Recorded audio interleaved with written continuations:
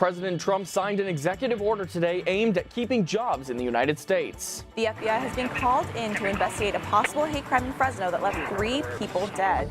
And we'll show you a new campaign to make tourists feel even more welcome when they visit Los Angeles. Annenberg TV News is next.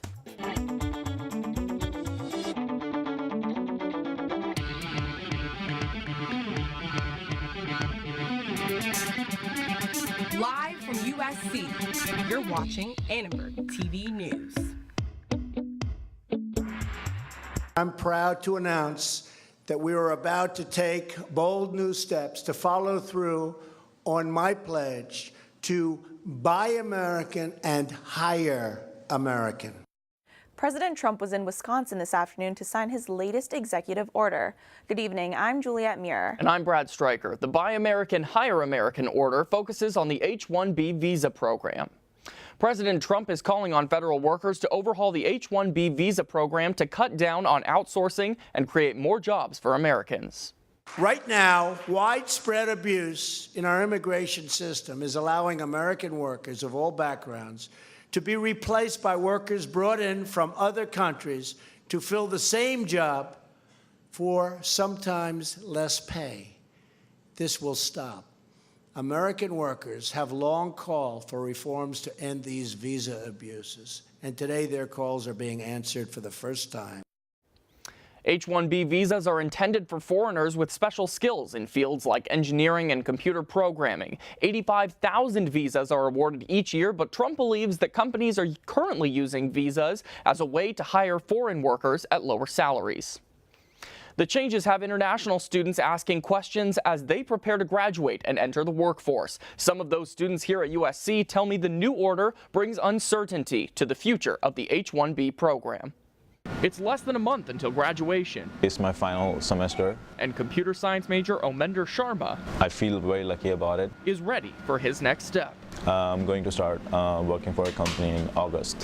He wants to keep that company anonymous, but he plans to apply for an H-1B visa. You are bringing talent from overseas, and which companies, especially tech companies, needed more. But today, Donald Trump signed an executive order that changes the H-1B program. Now it's more difficult for tech companies to hire low-wage workers from foreign countries. The order won't affect Sharma, but he's still worried. I don't know what's going to bring up in future.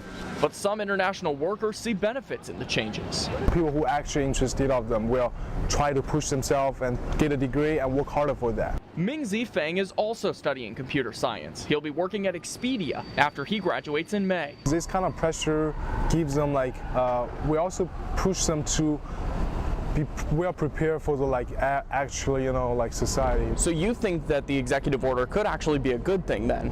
Yeah, that's like based on my personal experience, I can tell. One professor in the Marshall School of Business begs to differ.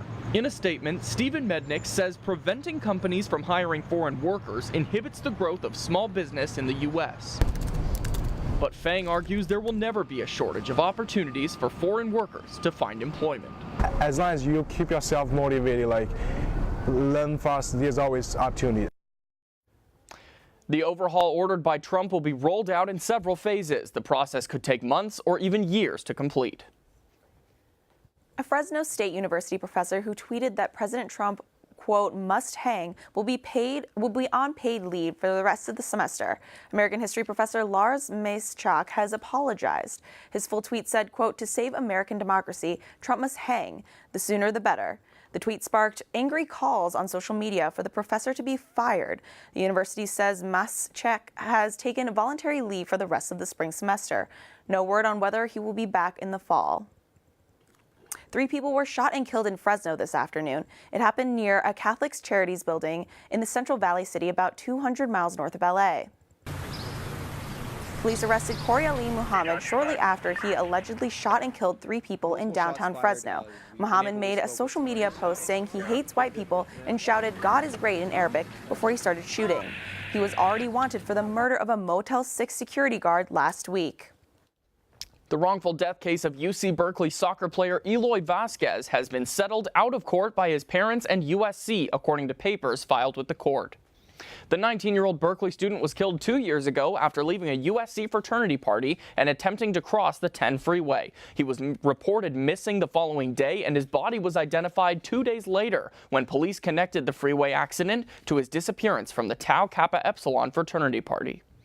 Vasquez was killed in March of 2015 during his spring break in Los Angeles. His parents filed a negligence suit in January 2016 against the school, the USC chapter of the Tau Kappa Epsilon fraternity, and the HEAPS app, who was sponsoring the party. The parents claimed alcohol shouldn't have been served to their undergraduate son. Lawyers for USC said they could not comment on the settlement, and lawyers for the plaintiffs could not be reached in time to comment either. The Los Angeles Board of Police Commissioners approved new policies today to use more de-escalation techniques before resorting to deadly force. Can we have order, please, so we can hear a report from the... Several people attending the meeting expressed their frustration with police and how officers have handled volatile situations. A representative from the American Civil Liberties Union wants to make even more things be done to prevent the use of deadly force. We are also very concerned that the OIG recommendation about the change of language for when deadly force can be used was not implemented. Again, not looking at this in a vacuum, that language existed prior to 2009. It was removed, and the OIG report said that that gave officers more authority to use deadly force in more circumstances. So again, why is that language not included in these revisions? LAPD Chief Charlie Beck responded to the change, saying, quote, "I think it is not only a good policy that is well thought out, that will make changes in our use of force in practice and in training, but I think it will also be a model for collaboration." Mayor Eric Garcetti also expressed his support of the new policies when they were suggested last year. The hunt for the man who shot a Cleveland retiree and posted the murder on Facebook ended today after the suspect took his own life following a pursuit.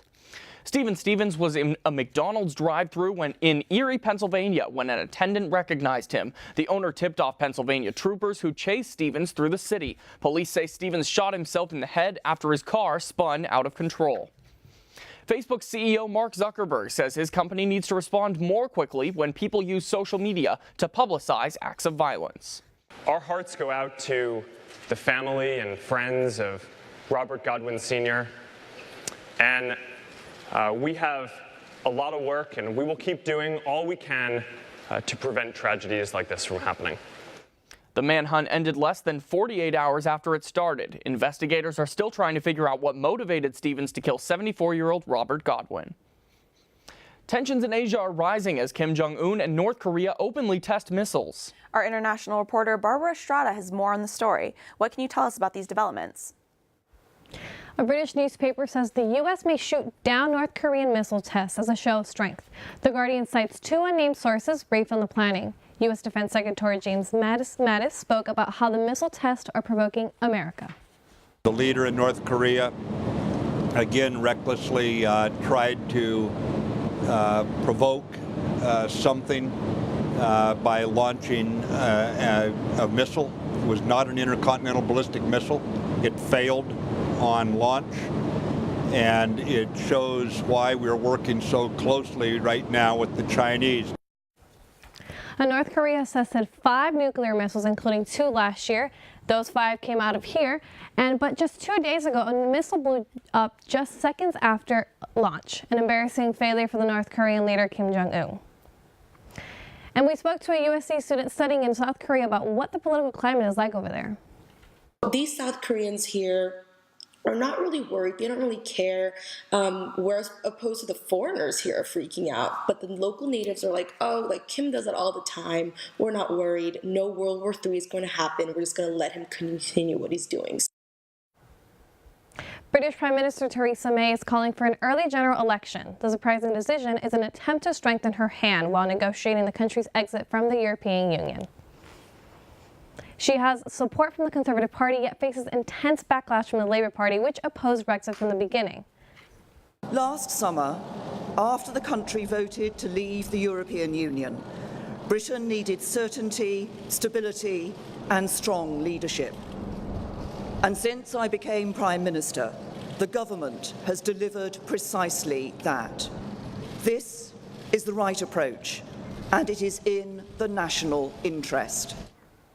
The Prime Minister made it clear that Britain is leaving the European Union and there's no going back. The election will be held on June 8th. LA launches a new campaign to make the city even more welcoming to tourists. Find out why. The clock is ticking to file your taxes. We'll tell you what you can do if you've missed the deadline. And a local high school hosts a shooting drill to make sure people know what to do if violence breaks out on campus. That story when we come back.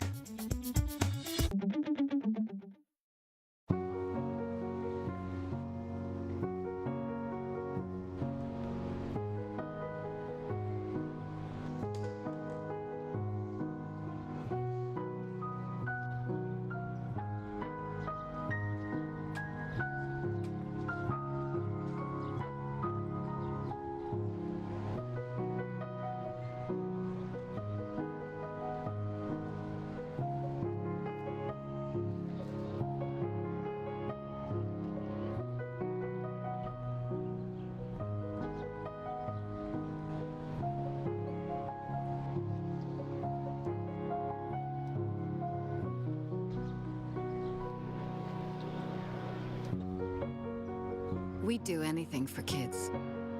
Yet 1 in 5 children in the U.S. struggle with hunger. Help end childhood hunger near you. Learn how at feedingamerica.org.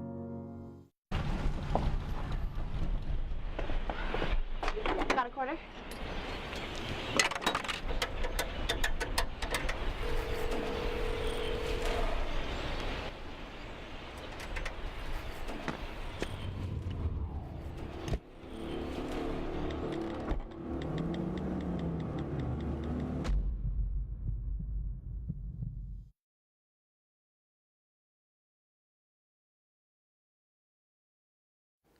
An active shooter drill was conducted today at South El Monte High School, about 15 miles west of downtown LA. The exercise allowed sheriffs and other first responders to simulate what it's like in an active shooter situation.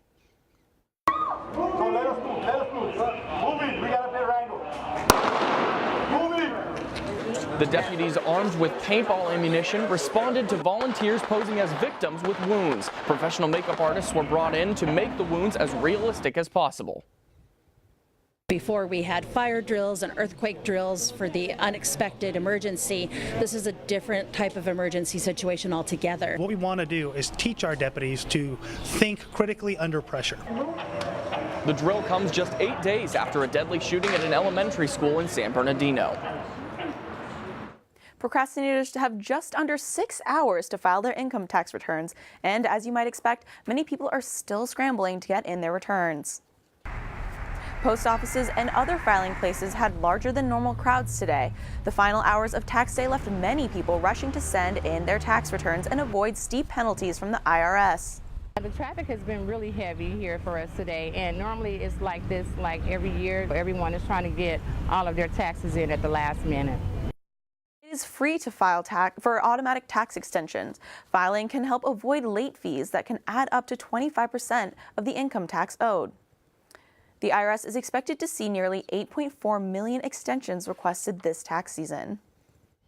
Philanthropist Wallace Annenberg made a surprise $10 million donation to USC's Annenberg School of Communication and Journalism. The donation comes after Willow Bay was appointed as the new dean. We are able to get this incredible education and have the resources to be a part of a greater community. It helps us get jobs. It helps us get these incredible opportunities that we wouldn't have at other schools. Doing something with VR, virtual reality, because that's really on the up, and I think that, you know, there are kind of endless opportunities with that. I think that it'll allow Annenberg to add a lot more guest speakers by potentially enticing them with more of a cash reward. And I think that would just benefit everyone as a whole. We spoke to outgoing Annenberg Dean Ernest Wilson a few minutes ago about the donation. We didn't know about it in advance, and so the announcement last night was just a joy to all of us. The Annenberg family has been one of the biggest supporters of the Annenberg School and of USC. And so while I was totally delighted and thrilled, I wasn't surprised. Dean Wilson says they still need to meet with the Annenberg Foundation to decide where the money will go. All right, and I know that this weekend we've got the LA Times Festival of Books coming. A lot of people are going to be outdoors. I know, I definitely think you'll catch me there, but I'm wondering what the weather's going to look like for this whole festival. Let's go ahead and toss it over to Almond Lee, our weather anchor, to find out more. Right, thank you, Brett. Thank you, Juliet. Today's weather is absolutely beautiful, sunny as usual, and now the current temperature is 68 degrees. Tomorrow for our Inland Empire, Palm Springs is very hot. We're looking at as high as 90 degrees and a little cooler in Riverside, about high 70s. Now away from the mountains, temperatures hover around mid to high 70s. And if you're thinking what to wear to school tomorrow, I would say a pair of shorts would be cool because it would be 65 degrees with plenty of sunshine. And now here comes your 5-day forecast, mid to high 70s for the next 2 days. It will become hotter towards the weekend, so temperatures are expected to reach 87 degrees on Friday and 89 degrees on Saturday. Well, so good news to those who are going to week 2 of Coachella because the weather will be as fine as the music and the food. Now, our president denies climate change while Mother Earth suffers in silence. How would she respond if she could talk? A hashtag called "If Only the Earth Could Speak" was trending on Twitter today. One user said, quote, "You are part of me and connected to everything else." Another one suggested that the Earth doesn't have to speak. It's puking already. Another said, "Stop tweeting and start acting."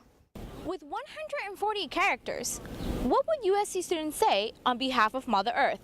Let's go and check it out. As Mother Earth, I would say treat me like you would treat your own mother. Don't take me for granted, or make sure you take care of me. Please stop the global warming. It's too hot. I need to cool down. You guys are cool, but please take care of me. I think humans are like one of the coolest parts of Earth, but we also stand a chance of like doing a lot of destructive behavior on it. Well, this Saturday is Earth Day, so I'll be celebrating it by doing what I do every day, riding my bike. So what are your plans do you guys have? You know me, 80 degrees this weekend, I'm going to the beach. Well, at least you can do something to save our planet, to, throw away your trash in the trash bin, don't throw it in the beach, okay? Absolutely, you got it, Almond. Thanks, Almond. The Los Angeles Board of Tourism has launched a new diversity-centric campaign with the tagline, "Everyone is welcome." It's a move to counteract President Trump's travel ban. The video showcases a wide range of communities across Los Angeles while also featuring some of the most popular spots to visit. The campaign aims to reassure travelers they are welcome in LA. The Los Angeles economy relies heavily on tourism. 47 million people visited Los Angeles in 2016 alone, marking a 6-year streak of record-breaking tourism. Some fear that the proposed ban could scare visitors away and cost the city more than $700 million over 3 years. The video is meant to reassure the world that Los Angeles is a safe place for all ethnicities and all religions. All right, and I know it's a big day for basketball with the NBA playoffs taking place just down the street. Oh yeah, I heard there's a big game for the Clippers tonight, but let's not forget about the Trojans. Nathan Desai, what can you tell us about the Trojans this week? Thanks, Juliet. Thank you, Brad. A couple of SC regular seasons are coming to an end, and the postseason is right around the corner. When we come back, I'll give you the breakdown on what women's water polo and women's lacrosse need to do to clinch a 1 seed. And I'm live here at Staples Center for Game 2 between the Los Angeles Clippers and the Utah Jazz. Stay tuned, sports are next. Guess what? I have some news for you. There's free food right there, junk food. You see that truck? Oh, jeez. It's a 2 Michelin star chef. All for free, ladies and gentlemen. All for free. Here we have a panzanella with summer vegetables and pesto. Enjoy. How we doing? Fantastic. So what do you got going on underneath that plate there? This food is really about to be thrown away. Yeah. Bro? Is there something wrong with this food? Where did you get it from? From farmers markets. They put aside the ugly vegetables and the ugly fruits. Carrot top, soft avocados. It was all food that was going to be discarded. Even the drink you had is made from like a little bruised peach. Did it taste a little bruised? Great. That was good. The average person throws away 24 pounds of food a month. That's a lot. Isn't that a lot? Go visit SaveTheFood.com for more information. Thank you. Junk food time!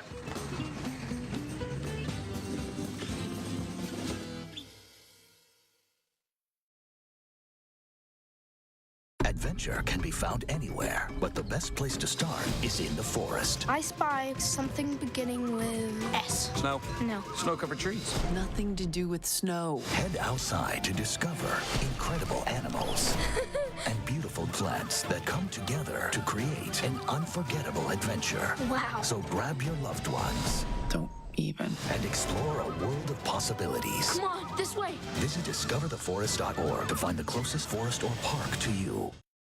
Welcome back to ATVN. The Los Angeles Clippers are looking to level their first-round playoff series with the Utah Jazz tonight. Our sports correspondent Terrence Davis is live outside the Staples Center, where fans are already lining up for Game 2. Terrence? I'm here in front of Staples Center for Game 2 of this Western quarterfinal matchup between the Los Angeles Clippers and the Utah Jazz. Now, Game 1 was at this exact location on Saturday, and the Jazz stole that game 97-95 over a buzzer beater by Joe Johnson. So this game is a must-win for the Clippers, who cannot afford to go down 0-2 going back to Utah. Now, for the Clippers, this is their 6th consecutive year making the postseason, a franchise record, but they've never made it past the second round. Another early round playoff exit could see significant changes to this Clipper roster once the offseason gets away. Now, we don't want to worry too much. The Clippers still have an opportunity to win this game and take control of this series. First, they need to take advantage of the absence of Rudy Gobert. The Defensive Player of the Year candidate hyperextended his knee 20 seconds into Game 1 and will not see action tonight. That means DeAndre Jordan needs to be dominant in the post, using his size and athleticism to get rebounds and easy looks. Now, 2, the Clippers need a strong performance from superstar Blake Griffin. He had 26 points last game, but he only had 2 points in the fourth quarter. He needs to be more aggressive and stop settling for outside jump shots, use his speed and athleticism to get inside the post for easy layups and dunks. And last, the Clippers need to control the pace of the game. They allowed Utah to dictate the pace and found themselves in a grinded-out defensive struggle. They want to use their athletes and their speed to get up and down the court for easy transition baskets. Game starts at 7:30. Live here from the Staples Center, I'm Terrence Davis. Back to you guys in the studio.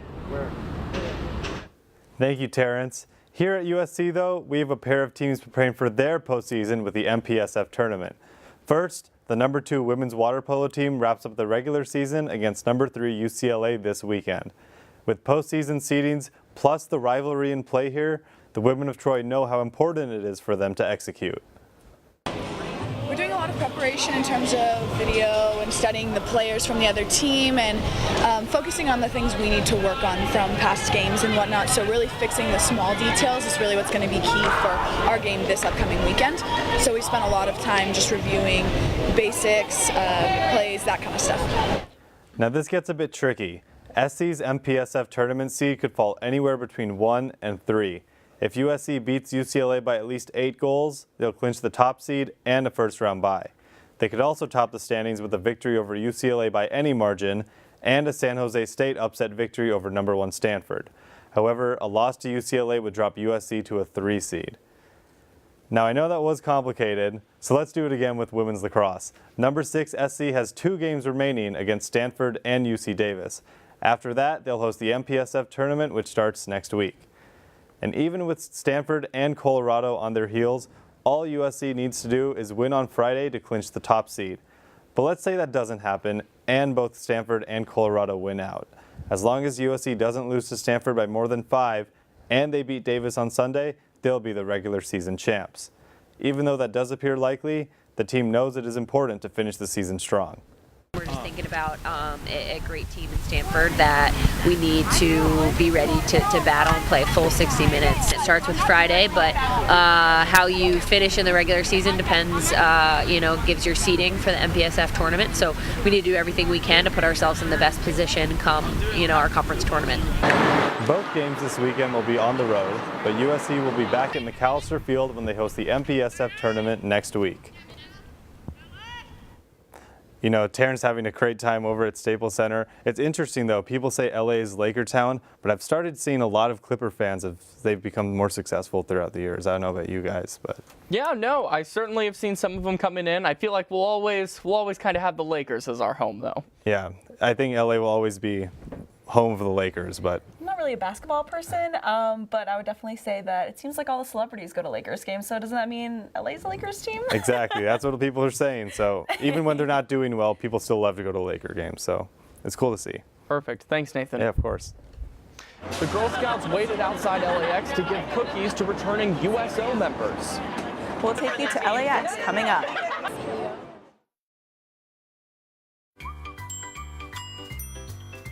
Fancy pants peanut butter? A big screen television? You haven't even bought a sofa yet. A motorcycle? When your father finds out, he's gonna flip his shoes with 2 buckles? What do you even need 2 buckles for? Mr. Big Shot, buying whiskey shots for everybody in the bar. From the looks of it, I'd say nobody even remembers. Feed the pig.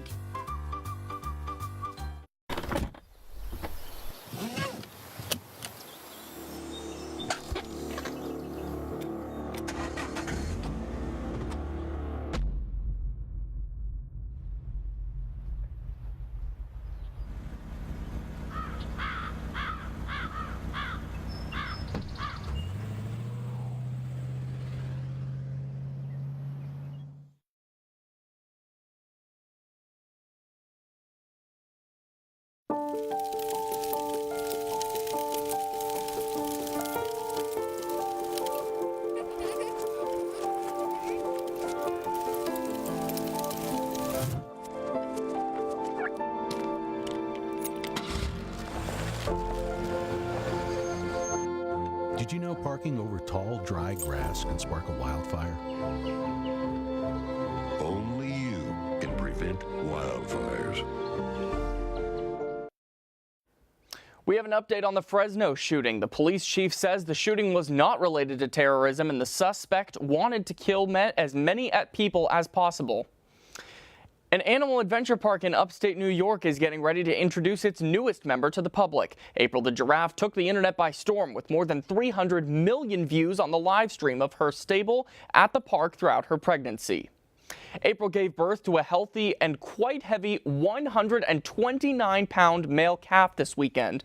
A social media campaign is already underway to help name the new calf. Soldiers and veterans coming into LAX got a surprise treat today: Girl Scout cookies. The girls who sold the most cookies this year were chosen to surprise troops at the Bob Hope USO. They handed out cookies, cards, and performed a concert for the delighted members of the armed forces. The troops were overwhelmed by this gesture of love and support.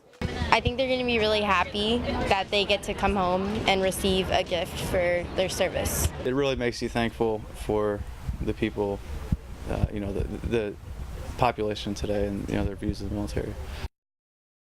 Scouts of Los Angeles raised enough money to donate 100,000 boxes of cookies to local nonprofit charities, which is special this year because it's the 100th anniversary of the Scouting organization.